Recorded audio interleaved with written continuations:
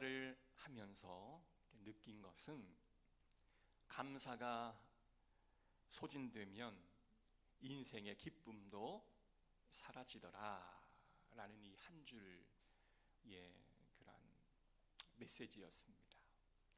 여러분, 감사가 소진되면 기쁨도 사라지게 되는 겁니다. 삶이 힘들다, 삶이 버겁다 라고 느끼신다면 분명 여러분의 삶에 감사가 아주 많이 소진되어 있을 것입니다. 그래서 우리가 이 기쁨을 회복하기를 원한다면 이 감사의 재료를 더 많이 준비하셔서 삶의 모든 감사를 여호와 하나님 앞에 올려드리기를 주의 이름으로 축복합니다. 그래서 우리에게 필요한 것은 감사로 바꾸어 내는 그런 마음의 습관이 매우 중요할 것 같습니다. 여러분, 당연하다 생각했던 것들이 우리가 잘 깊이 생각해 보면 다 감사의 조건이 되는 거더라고요. 그래서 우리가 일상적으로 누려왔던 모든 것들을 감사의 재료로 바꿀 수만 있다면 하나님께서 여러분에게 한량없는 기쁨이 넘치게 해줄 줄로 믿습니다. 자, 여러분 지금 감사하고 계십니까? 제가 감사하십니까? 또한 감사한 삶을 살고 계십니까? 라고 질문을 하면, 우리가 어렸을 때 우리 이제 권사님들, 집사님들, 장로님들이 막 그러셨잖아요. 좀 힘들고 지쳐있는 사람들을 보면 감사해.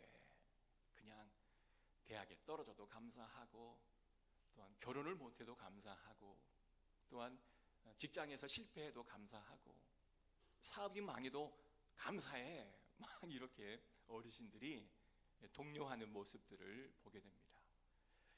자, 감사할 것들이 전혀 없는데 그냥 목사가 감사해, 그냥 감사해, 이렇게 감사를 종용하고 강조하고 싶지는 않아요.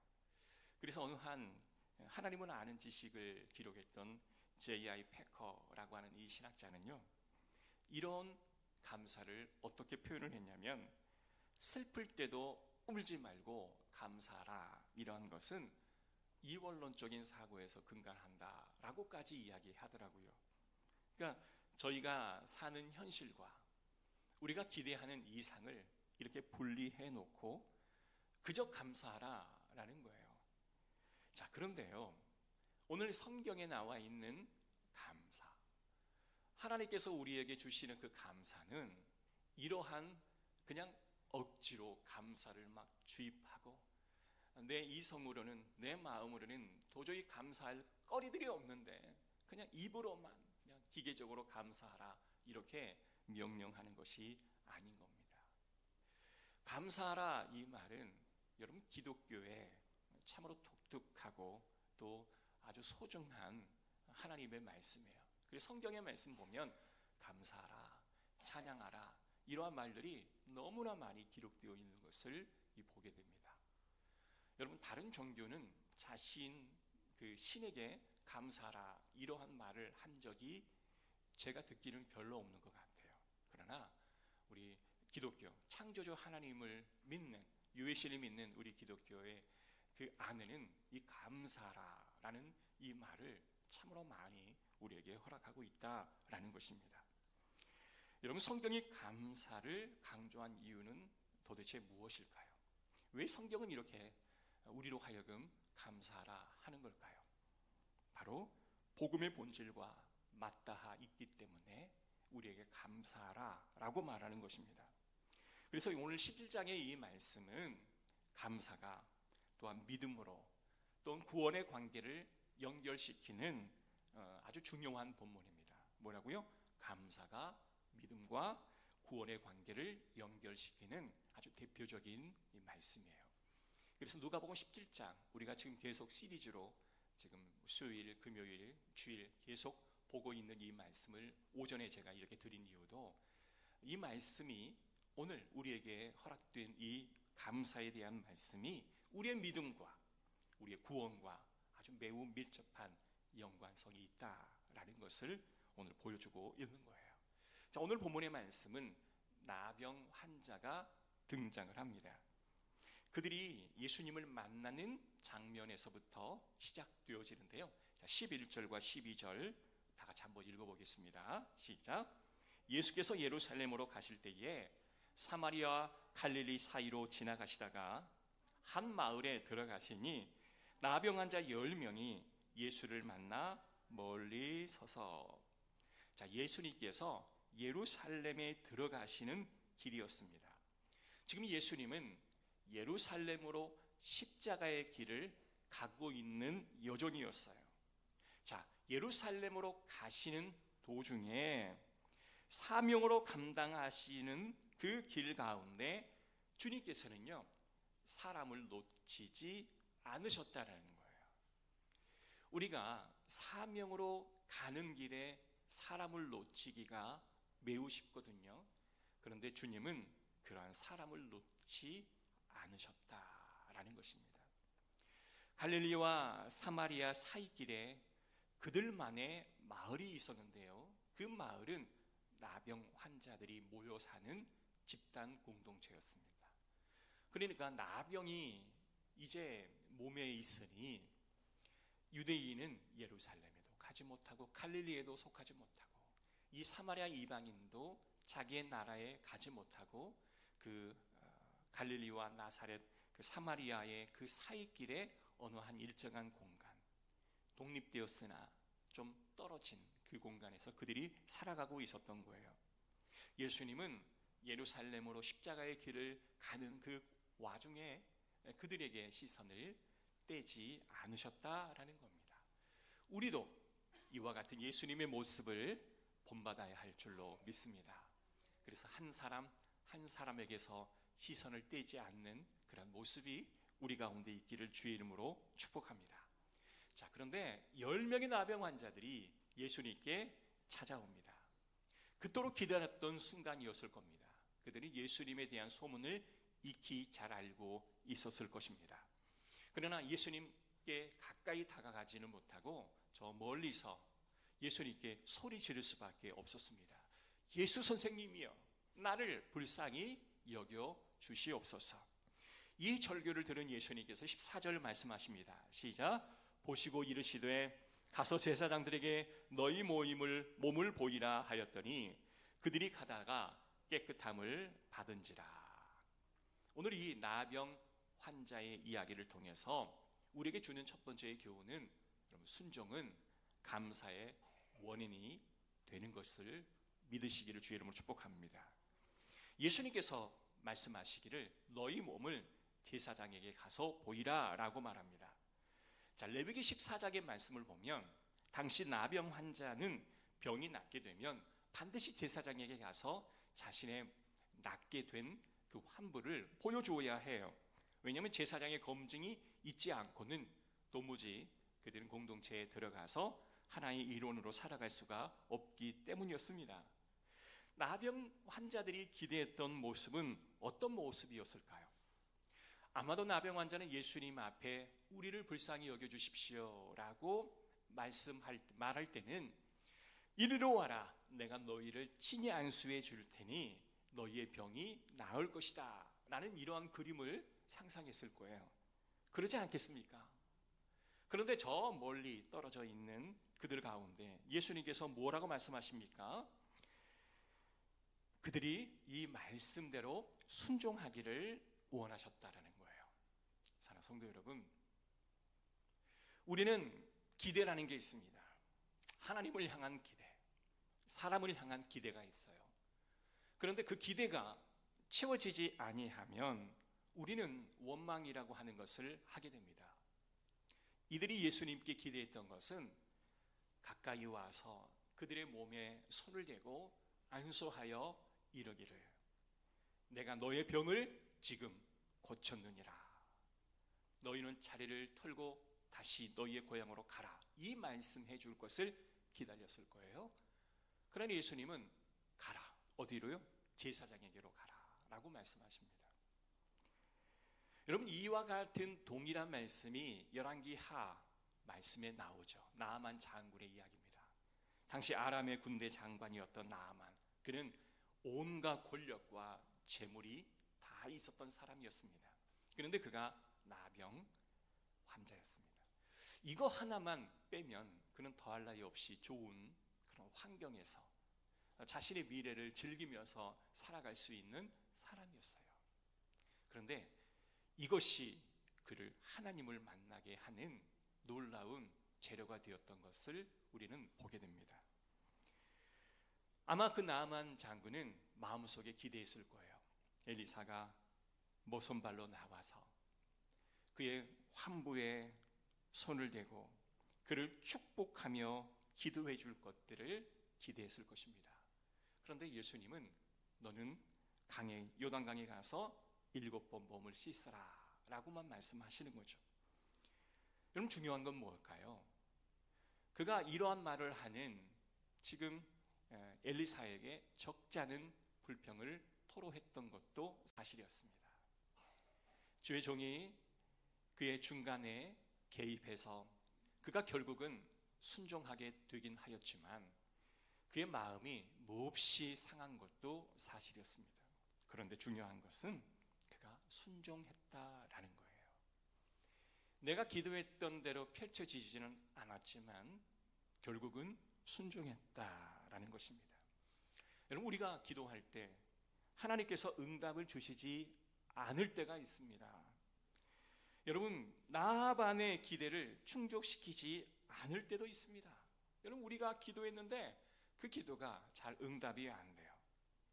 사랑하는 성도 여러분, 기도할 때 순종으로 믿음으로 나아갈 것을 함께 기도하시기를 주의 이름으로 축복합니다. 나병 환자는 순종의 걸음을 떼고 걸어갈 때 그는 낫게 되었습니다. 아멘. 그래서요, 우리의 기대대로 되지 않더라도 주님이 명령하신 대로 순종하면 그 길 가운데 하나님이 낫게 되는 축복을 허락해 주시는 거예요. 그래서 기도의 응답은 순종에서부터 시작한다라는 이 결론을 우리가 도출할 수가 있어요.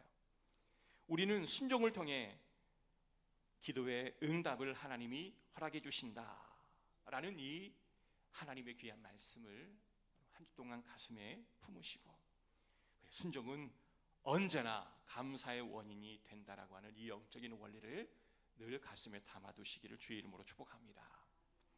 자, 나병 환자는 10명 다 가는 길에 병이 나았습니다. 어디로 가요? 제사장에게로 갔습니다. 그런데 정말 놀랍게도 가는 길에 그 10명 모두가 이 나병 환자가 깨끗함을 받은 거예요.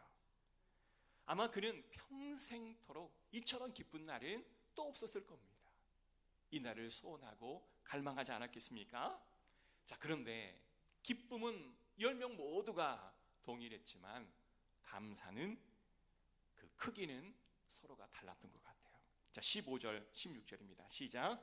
그 중에 한 사람이 자기가 낳은 것을 보고 큰 소리로 하나님께 영광을 돌리며 돌아와 예수의 발 아래에 엎드려 감사하니 그는 사마리아 사람이라. 자, 돌아온 나병 환자 한 사람, 이 사마리아인을 통해서 우리가 알게 된 것은 기쁨의 크기만큼 여러분 감사를 표현하시기를 주의 이름으로 축복합니다. 자, 본문의 나병 환자 10명이 제사장에게로 가는 길에 나음을 받았습니다. 그 중에 한 명이 돌아와 예수님께 감사를 표현합니다. 자, 그런데 예수님께서는 이렇게 되묻습니다. 나은 나병 환자 9명은 어디 갔느냐? 그들은 왜 감사의 표현을 하지 못했느냐? 예수님이 이렇게 물으셔요. 그리고 나서 곧바로 이야기합니다. 네 믿음이 너를 구원했다. 가라. 자, 여기서 우리가 한 가지 오해해서는 안 되는 사실이 있습니다. 이 본문의 말씀만을 우리가 묵상한다면 우리는 믿음으로서만 구원받는다라는 사실을 우리는 익히 잘 알고 있어요. 자, 그런데 믿음이 감사를 이루지 못하면 여러분 구원에 이르지 못하는가요? 그렇지 않죠. 그런데 구원을 받는 믿음은 반드시 감사를 수반한다라는 이 결론에 우리가 이르게 되는 거예요. 여러분, 우리가 감사한다고 구원받는 건 결코 아닙니다만은 우리가 구원받은 믿음의 열매가 감사로 나타난다라는 것이죠. 오늘 본문의 말씀으로 돌아와서 여러분, 왜 이 9명의 사람은 감사하지 못했을까? 이것 같아요. 당연하게 생각하면 감사하지 못하는 겁니다. 언제부터인지 모르지만 그 나병 환자촌이 만들어져서 그 안에서 나병 환자들이 생활하였습니다. 아마도 고통 가운데 있었을 겁니다. 식량도 제대로 제공이 되지 않았을 거고, 옷도 또한 잠을 자는 그 처소도 우리가 기대했던 수준 이하의 것이었을 것입니다. 아마도 고통 가운데 있는 사람이었을 거예요. 유대인도 유대인에게, 사마리아인도 사마리아에게 속하지 못해서 그렇게 어정쩡한 그런 상황 속에 살아가고 있었던 사람이었어요. 그들의 삶의 처지, 삶의 이야기는 다 다르지만 그들의 소원은 딱 한 가지였어요. 나병환이, 나의 질병이 낫는 거였습니다. 왜냐하면 이것만 낫게 되면 우리는 언제든지 가족과 또한 고향과 조국의 품으로 돌아갈 수가 있기 때문에 그렇습니다. 열심히 기도했을 겁니다. 아마도 열심히 하나님 앞에 간구했을 겁니다. 하나님, 내 병만 고쳐주신다면 내가 이것도 하고 저것도 하겠습니다 라고 하나님과 이렇게 타협도 하였을 겁니다. 그리고 그 타협이 이루어지지 않으면 막 절망하기도 했을 것이고, 조금 몸이 상태가 좋아지면 막 희망을 갖기도 했을 거예요. 여러 가지 감정이 우리의 마음을 들었다 놨다 했을 거예요. 그런데요, 아마도 그 9명은 내가 지금까지 이렇게 간구하고 열심히 기도했으니 하나님이 즉시 응답한 거야. 내가 이렇게 낫게 된 것은 내가 열심히 기도했기 때문이야 라고 그 9명은 생각했을 거예요. 여러분, 오늘 본문에도 이 종교와 복음이 얼마나 대립하고 있는지 우리가 잘 우리에게 보여주고 있습니다. 여러분, 다시 한번 이 부분을 우리가 조명해 본다면, 유대인에게서 하나님께서 병을 고쳐주신다라는 것은요, 너무나 당연한 이야기였어요. 그들은 어렸을 때부터 너희가 율법을 잘 지켜 행하면 우리의 하나님께서 너희의 모든 어려움을 해결해 주신다라는 믿음이 있었습니다. 그것은 믿음의 선조로부터 훈련되어졌고 자신이 직접 보고도 체험했던 그런 영역이었어요. 그래서 네가 율법을 잘 지키고 믿음 생활을 잘하면 하나님이 이와 같은 축복을 주신다라고 그들은 확실히 믿고 있었을 거예요. 그래서 그들은 내가 치료를 받고 내가 몸이 회복된 것은 내가 하나님 앞에 율법을 잘 지키고 내가 하나님 앞에 열심히 기도하고 간구했기에 하나님이 드디어 내게 응답한 거야 라고 여겼기에 그들의 마음에는 감사가 사라질 수밖에 없었다라는 거예요. 왜요? 내가 당연한 것을 받았다라고 생각하기 때문에 그렇습니다. 여러분, 직장 다니신 분들 한 달이 지나면 직장에서는 월급이 통장으로 들어오죠. 그러면 그 월급을 받고 나서 사장에게 가서, 사장님 너무 감사합니다. 내게 이렇게 한 달에 월급을 주셔서 너무 감사합니다 라고 넙죽 절하는 직원들이 있나요, 없나요? 거의 없을 거예요. 아마 첫 달이나 두 번째 달이나 나를 뽑아주신 은혜에 감사하여 감사하겠지만 그 다음부터는 아니 내가 열심히 한 달 동안 일했기 때문에 내가 정말 가정도 뒤로하고 최선을 다해 일했기 때문에 이와 같은 내가 사례를 받는 건 당연하지, 월급을 받는 건 당연하지, 이렇게 여겼기에 그의 마음속에는 감사가 없을 겁니다. 혹여나 내가 이만큼 일했는데 내가 받는 것은 이거밖에 되지 않는다고 한다면 어때요? 마음에 분노가 일어날 거예요. 나는 이만큼 일했는데 이거밖에 안 줘? 그래서 오히려 감사가 나오기는커녕 마음에 분노와 마음속에 아픔들이 막 올라올 수밖에 없다라는 거예요. 그래서 율법에는 불평, 원망, 또 더 나아간 자랑밖에 나올 수가 없다라는 거예요. 그 중심에는 내가 그럴만 했어, 내가 받을만 했지, 내가 이걸 누릴만 했던 거야 라는 마음이 있었기 때문에 그렇습니다. 사랑하는 성도 여러분, 내가 당연하게 여긴다고 한다면 응답받지 못하면 그것은 원망으로 바뀌는 거예요. 당연하다라고 여기지 않기를 주의 이름으로 축복합니다. 내가 헌신했던 시간이, 내가 하나님 앞에 드렸던 모든 것들이 있기에 내가 받은 것은 당연하다 여기면 우리는 감사가 나오지 않게 됩니다. 다음으로는요, 우리가 순서가 바뀌면 우리의 감사의 마음도 지연되더라고요. 다른 병자들도 감사한 마음이 있었을 겁니다. 그 9명의 사람이 몸에 질병이 낫고 난 뒤로 제사장에게는 몸이 보이고 다시 고향으로 돌아가면서 그에게 감사의 마음이 없었겠습니까? 분명히 있었습니다. 그러나 감사가 먼저라고 하는 사실을 그들은 알지 못했어요. 이 한 명의 사마리아인은 감사가 먼저였습니다. 가는 길에 몸이 낫는 거예요. 그래서 제사장에게 몸을 보여 자신이 그 사함의 놀라운 은총 그리고 그 선고를 받기 이전에 그는 뛰어가서 주님 앞에 가서 감사를 먼저 표현했다라는 겁니다. 그래서 감사는요 뭐예요? 타이밍이에요. 감사는 타이밍입니다. 순서를 놓치면 안 되는 거예요. 감사의 크기가 줄어들고 지연되면 인생의 행복도 줄어들 수 있다라는 겁니다. 자, 17절, 19절 다 같이 한번 읽어볼게요. 시작. 예수께서 대답하여 이르시되 10사람이 다 깨끗함을 받지 아니하느냐? 그 9은 어디 있느냐? 이 이방인 외에는 하나님께 영광을 돌리러 돌아온 자가 없느냐 하시고 그에게 이르시되 일어나 가라. 네 믿음이 너를 구원하였느니라 하시더라. 그래서 이 감사는 무엇으로 연결돼요? 구원으로 연결된다라는 거예요. 9명은 예수님과 멀리 떨어져 있는 사람이었습니다. 놀라운 것은 예수님께 가까이 다가가기 원했던 이 사람들은 지금도 예수님과 멀리 떨어져 있는 거예요. 우리는 많은 문제를 가지고 주님 앞에 갑니다. 주님께서 해결해 주심을 우리는 경험합니다. 우리도 문제가 있을 때 하나님을 찾고 가까이 다가가려 하지만 갑자기 문제가 해결되면 기도도 하지 않고 그리고 예배도 온전히 드리지를 않는 모습을 보게 됩니다. 여러분, 광야가 왜 축복인가? 왜 고통이 축복인가? 여러분, 고통이 축복입니다. 광야가 축복입니다. 왜냐하면 내가 광야에 있기에, 고통 가운데 있기에 주님 앞에 더 가까이 나아가기 때문에 그렇습니다. 그래서 우리는 고통을 통해서 내 인생의 중요한 것을 배우게 되는 거예요. 고난, 아픔도 여러분 과정입니다. 중요한 것은 하나님을 만나려 가까이 다가가는 그 과정 속에서 하나님 우리가 경험하지 못했던 놀라운 은혜를 허락해 주신다는 거예요. 내가 평온할 때는 경험하지 못했던 것을 내가 고통 중에 있을 때 하나님은 그 하나님 앞에 나아가는 과정을 통해서 무한한 하나님의 은혜를 경험하게 해 주신다라는 것입니다. 사랑하는 성도 여러분, 하나님과 동행하는 인생, 하나님으로 인해 충만한 인생이 되기를 주의 이름으로 축복합니다. 자, 누가복음 5장의 말씀 보면 주님께서 베드로를 만나는 장면이 나와요.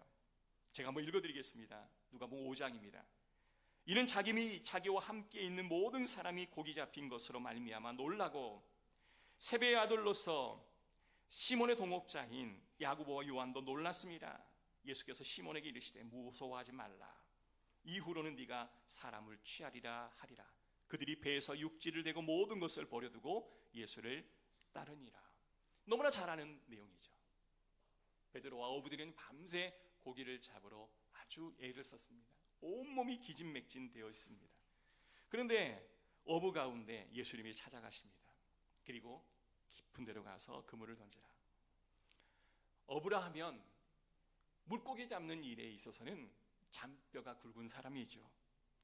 평생토록 어부 일을 했기에 아니 물고기 잡는 이 일 하나만큼은 그냥 산전수전 겪어본 그냥 베드로와 동료 어부들이었을 것입니다. 그런데 예수님의 그 말씀에 이 베드로는 순종을 해요. 야, 깊은 데로 가서 그물을 한번 던져라. 근데 이 베드로 어부들은 깊은 데로 가서 그물을 던질 때에 그들이 감당할 수 없는 배 두 척에 물고기가 가득 채워지는 것을 경험합니다. 아니 순종 못할 사람인데 순종을 하는 거예요. 근데 놀라운 기적이 그들에게 부어지는 거예요. 근데 그 다음에 놀라운 말씀하십니다. 베드로야, 어부들아, 너희가 평생 경험하지 못했던 고기를 잡지 않았느냐? 그런데 이제는 너희가 사람을 낚는 어부가 되리라. 하나님을 만나는 그 시점에, 하나님의 놀라운 구원의 은혜를 체험하는 그 시점에 하나님 동일하게 사명이라고 하는 것을 허락해 주시는 거예요. 그런데 놀라운 것은 베드로와 어부가 그 모든 그물과 그 모든 재산을 다 내려놓고 주님의 뒤를 쫓습니다. 그거 가지고 간 게 아니라 다 버려두고 주님을 쫓았다라고 이야기해요. 눈앞에는 그들이 원했던 만선의 기쁨이 있었지만 그 모든 것을 버려두고 정말 주님의 놀라운 구원의 그 복음의 확장의 세계에 뛰어들었던 거예요. 많은 사람들은 자신만의 세계에 갇혀 있습니다.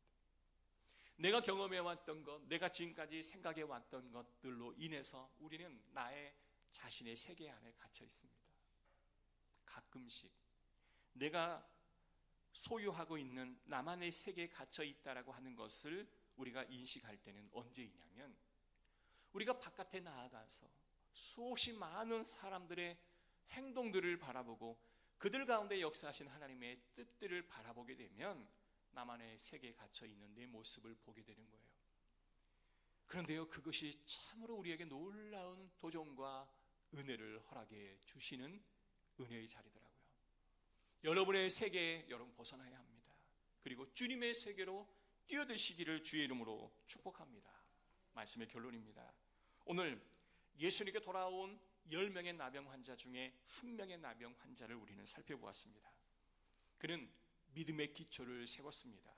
그리고 순종의 과정을 그는 거쳤고 감사를 표현하기도 했고 주님께로 돌아와서 그는 정말 자신의 인생이 아닌 주님의 인생으로 전환되어지는 것들을 보게 됩니다. 사랑하는 성도 여러분, 소도에 말했던 것처럼 여러분 안에 감사가 사라졌다 한다면 기쁨도 사라졌을 겁니다. 기쁨이 없다고 하면 감사가 소진되었을 겁니다. 여러분, 감사의 것들을 다시 회복하셔서 여러분, 기쁨이 늘 넘치시는 저와 여러분 되시기를 주 이름으로 축복합니다.